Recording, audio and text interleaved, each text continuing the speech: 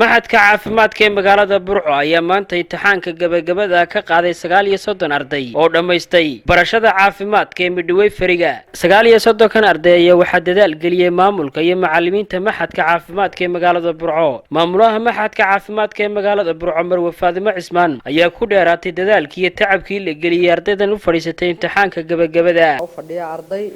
maxadka caafimaadka Burco ka qalin jabinaysa oo mulasada sare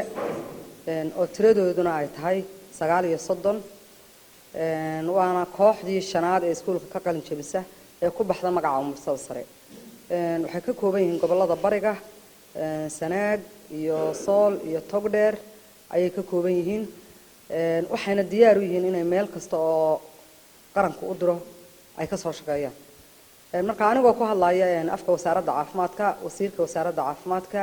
agaasimaha iyo gobolka iyo dhamaan maxay ahayd wasaaradda caafimaadka waxaan maanta ilaahay ugu mahadnaqaynaa inay ku soo biiriso cudud tal ugu baahi weyn ee qarankeena Soomaaliland u baahan yahay oo ah in la yareeyo dhimashada hooyada iyo dhallaanka oo aynu kula tartamayno adduunka inagoo kamid ah adduunka saddexaad ee ay ku badan tahay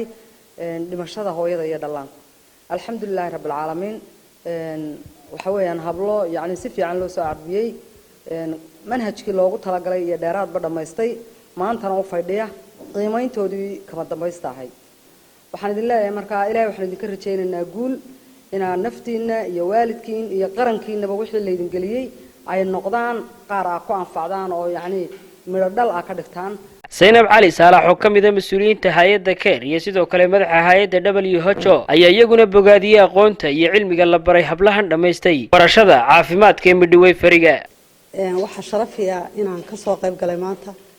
qalin jabintii dufcadii shanaad ee mulasooyinka oo ka qalin jabinaya dugsiga caafimaadka ee gobolka Togdheer Burco ilaahay waxaan ka rajaynayaa ardayda 39 ka hablood ee mulasooyinka ee maanta qalin jabinaya in marka ugu horeysa imtixaanka ilaahay u fududeeyo iyo idinkoo maanta la doonayo inaad muujisaan wixii aad dareenayseen oo halkan maanta looga fadhiyo inaad imtixaan ugu diyaar garoodaan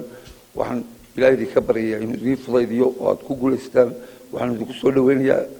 inaad noqotaan bahda caafimaadka inaad goob walba tagtaan Khaliil Barra Awraan TV-ga qaranka Somaliland magaalada Burco.